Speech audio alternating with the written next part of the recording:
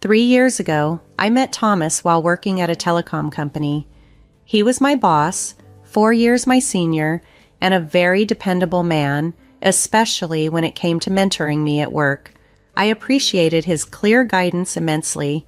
We became good friends, often enjoying dinners together. When he asked me out, I was overjoyed, especially since I had never dated anyone before. I had always been more fascinated by cartoon characters than real people, which might sound a bit odd. Seeing my friends from high school and college settle down one by one put some pressure on me, but falling in love with Thomas was a transformative experience. I promised myself he would be my first and last love, and my excitement was palpable when we started dating. We quickly fell in love and got married, but life took a challenging turn when I became pregnant. The idea of going through pregnancy and raising a child on my own overwhelmed me, especially with Thomas's attitude. He seemed almost smug, as if he had anticipated this scenario. One day, unable to bear the strain, I retrieved divorce papers from my room and presented them to him. His initial shock soon turned into a red-faced mix of embarrassment and anger when I urged him to sign them quickly, claiming it was his idea, and I would file them the next morning. I sternly warned him to watch how he treated me, promising that he would regret looking down on me. My name is Elizabeth. I'm 29 years old, and I used to be a housewife. Now I'm determined to reclaim my independence and show Thomas that I am stronger than he ever anticipated. A year after we first met, Thomas and I tied the knot. He was a charming man, quite popular among our female colleagues, and I was thrilled to be his wife. The flood of congratulations and well wishes from everyone made me incredibly joyful, blissfully unaware of the challenges that lay ahead. The day after we registered our marriage, I casually mentioned to Thomas about my job, half joking, "Now that we're married, you expect me to quit my job, right?" His response took me by surprise. "I've always wanted my wife to focus solely on home matters. Don't worry, I can support us with my income," he stated. This was unexpected. "But this is so sudden. You never told me this before," I replied. Until that moment, Thomas had never hinted that he wanted me to quit my job. I had accepted the job on my father's advice, and the idea of quitting abruptly didn't sit right with me. I tried to argue, but Thomas's silent gaze silenced me.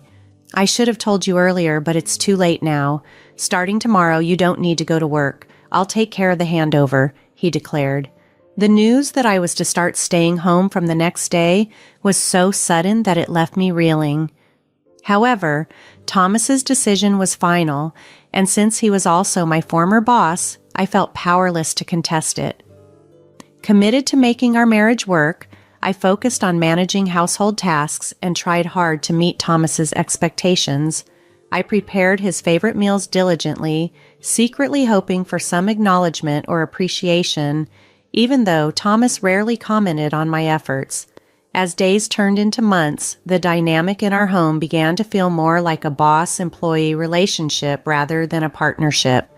One day, seeking some interaction, I asked, "Is my jacket clean? I have an important meeting tomorrow."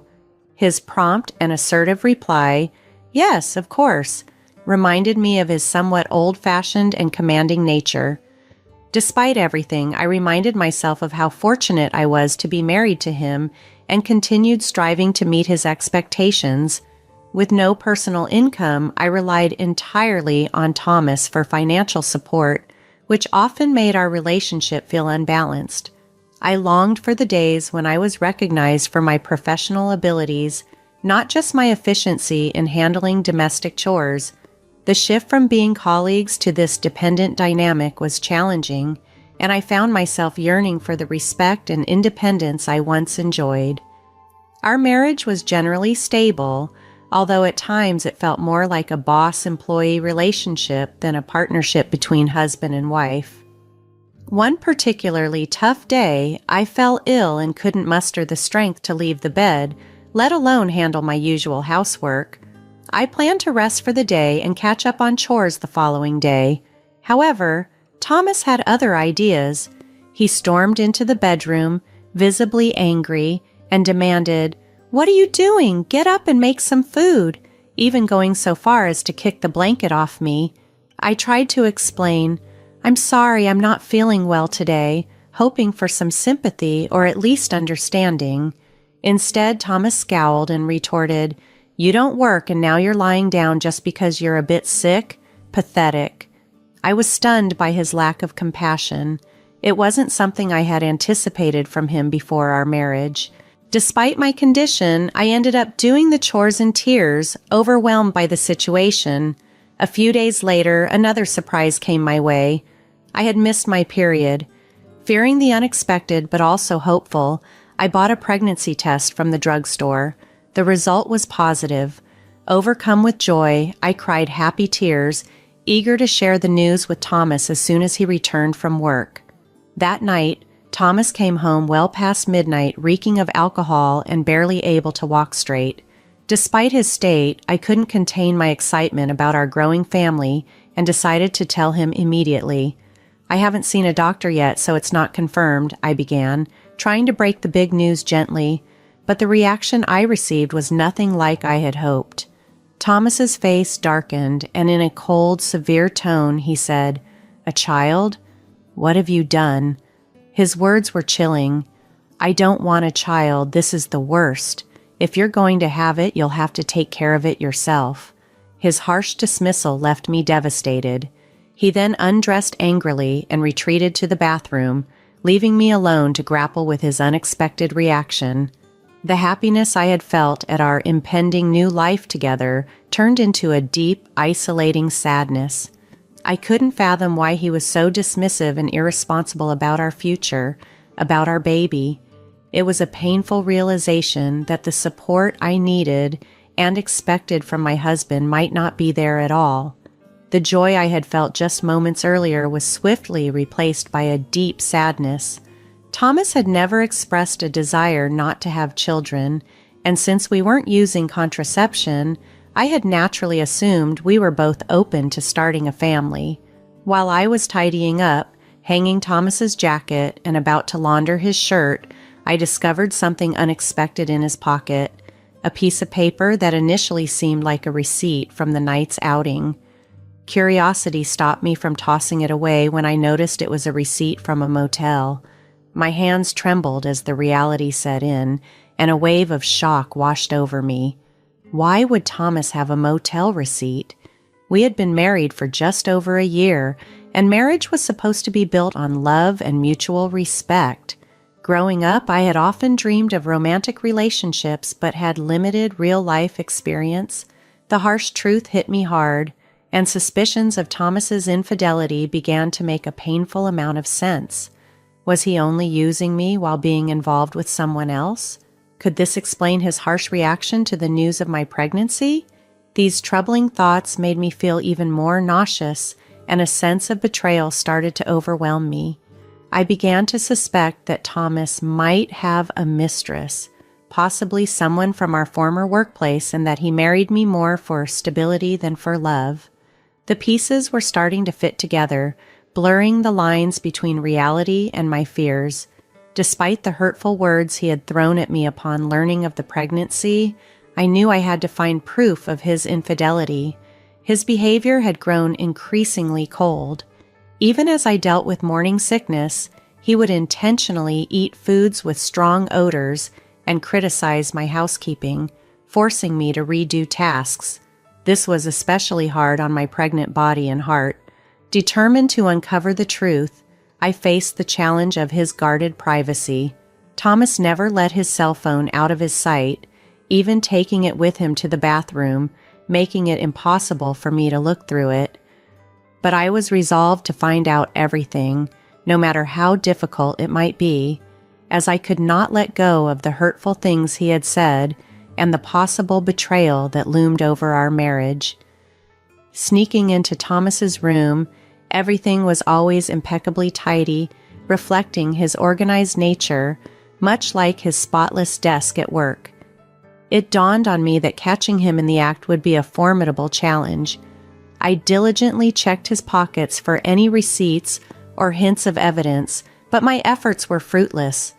The idea of hiring a private detective crossed my mind, yet the financial burden was too much for me to bear at the moment.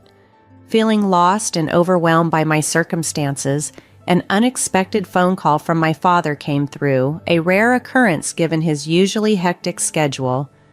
"Hello, it's me, your dad? How are you?" he asked, his voice a mix of concern and calm. I was taken aback by his call, knowing how engulfed he usually was with his work. "Dad, what's going on? Aren't you swamped with work?" "My employees have been handling things well, so I'm not that busy," he replied. As the CEO of a company in Mexico, my father had always been a workaholic.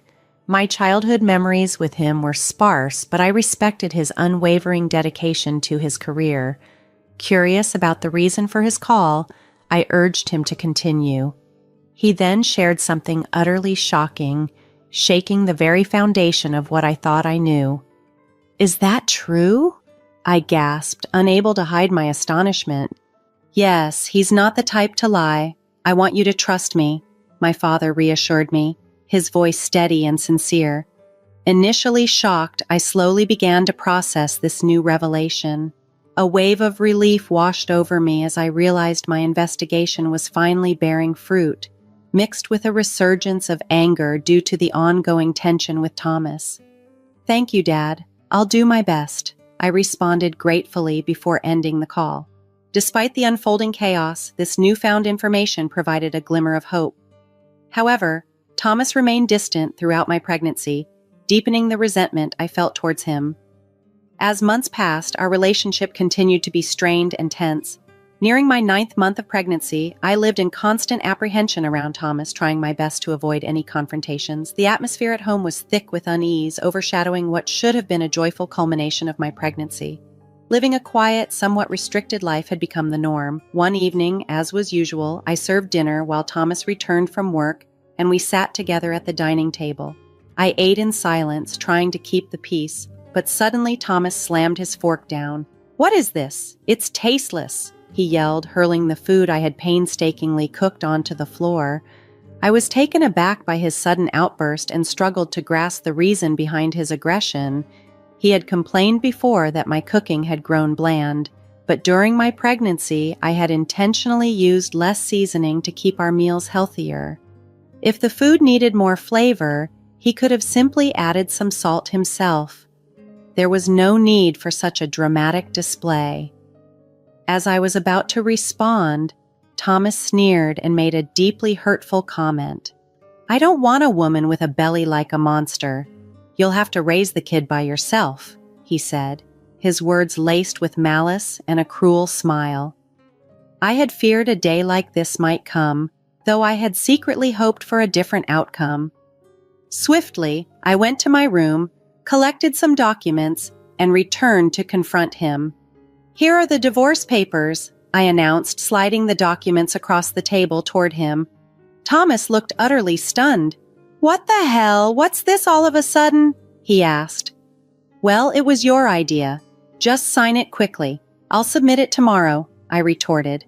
I had been contemplating divorce ever since I had begun to suspect Thomas's infidelity. With a baby on the way, I wasn't sure how I'd manage alone, but I had started to form a new plan. My determination seemed to infuriate Thomas further. His face flushed with rage as he threatened, "Just wait, I'll make you regret every moment you looked down on me and tried to control me. Do you think you can manage without me? You'll have a baby to care for, and you'll regret it." Despite his threats, I remained firm and composed. "I'll be fine. Don't worry about me," I assured him, possibly fueling his annoyance. In response, Thomas grabbed the divorce papers, his actions betraying his shock and perhaps a hint of fear. My resolve was clear.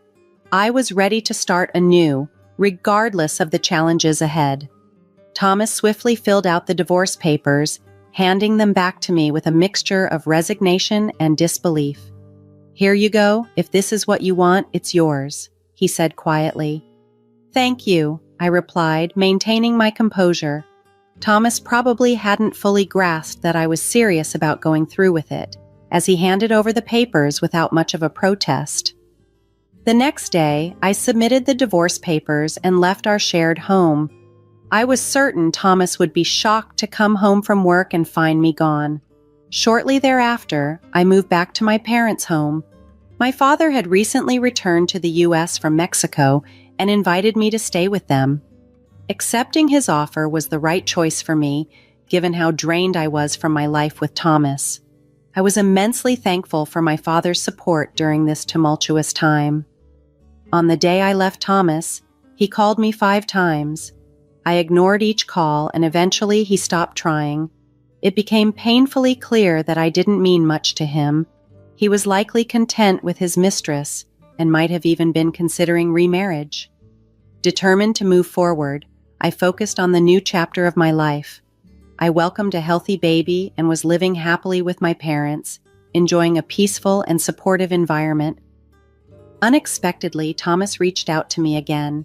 Initially, I ignored his calls, but he was persistent, and eventually I felt compelled to answer. "Hello, what do you want now?" I asked, tired of the disturbance. "Hey, what's going on? Why were you on that show? And since when are you the daughter of a CEO with millions of dollars?" Thomas's voice crackled through the phone, filled with surprise and a hint of anger. It turned out he had seen a television show featuring my family's lifestyle.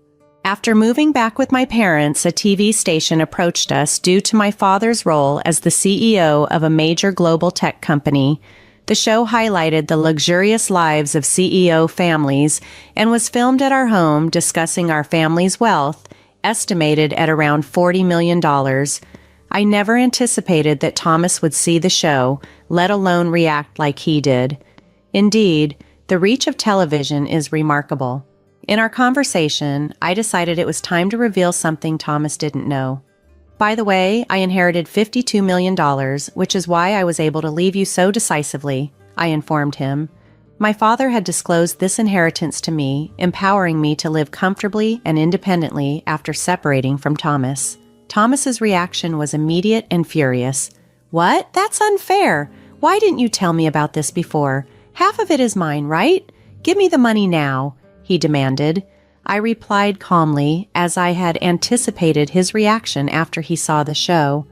Just as I suspected, after seeing the show, all you can think about is getting money from me. Gifts from parents aren't included in the property division, and don't forget your actions, I reminded him. Thomas, confused and increasingly agitated, asked, "What are you talking about?" "I'm tired of your anger, Thomas. You called me. You should know you can't blame me for what you did. You cheated, didn't you? With your new wife, who's a junior from your company. You started seeing her even before we were married." I confronted him with the truth. Thomas was shocked by my knowledge of his affairs. I felt the scales tip in my favor as I continued. "Did you think I wouldn't find out? My father has many connections in your company, and one of them told me about your affair. I haven't mentioned it before, but I will be demanding child support," I declared firmly. Still in denial, Thomas argued, "Stop kidding. Why should I pay child support? It's all your fault. You got pregnant on your own and didn't keep up with the housework. It's your fault." I was stunned by his refusal to take responsibility and his blatant blame shifting. I couldn't believe I had ever been married to someone so unreasonable. "Thomas, I'm broke. My wife spent all my money and now I'm in debt," he lamented, attempting to garner my sympathy. However, his pleas did not move me. His refusal to acknowledge his own mistakes only fueled my anger and incredulity. I realized more than ever that leaving him was the right decision. Dealing with someone so delusional and irresponsible was no longer my burden to bear. Holding my phone tightly, I braced myself to end the conversation decisively. "What are you talking about? Do you even realize how ridiculous you sound? I never want to deal with you again. My lawyer will handle the child support. Don't call me again and you won't see the child anymore. Goodbye." After letting out my frustration, I quickly hung up the phone, blocked Thomas's number, took a deep breath, and felt a wave of relief wash over me. It was finally over, and I was determined to keep it that way, hoping to shield my peaceful life from any further disruptions from him. Just as I was soaking in the peace, I heard my baby cry from another room. Rushing to comfort them, I was reminded of the new priorities in my life. Soon after, I learned that Thomas began making regular child support payments. A former colleague mentioned that Thomas's new wife had expensive tastes, and he was racking up debts to sustain their lifestyle. It appeared Thomas had reached out to me in hopes of tapping into my inheritance, but without any financial gain from me, he found himself grappling with expenses his income couldn't cover. His struggles seemed to stem from poor financial planning and perhaps the blow to his ego, being looked down upon by his colleagues. Thomas had delayed looking for a new job until after he left his previous position, which only added to his financial difficulties. Hearing this didn't evoke sympathy in me. Rather, I felt that his current hardships were a direct consequence of his actions and decisions. The harsh treatment and cold behavior he had shown me were unforgettable, and I believed that he was merely reaping what he had sown. Meanwhile, life with my parents and baby was joyful and worry-free. With no financial concerns to weigh me down, I was excited about the future. My father had even mentioned the possibility of passing on the leadership of his company to me. Inspired by his dedication, I was eager to work hard and make the most of the opportunities ahead, fully embracing the new chapter of my life with optimism and resolve.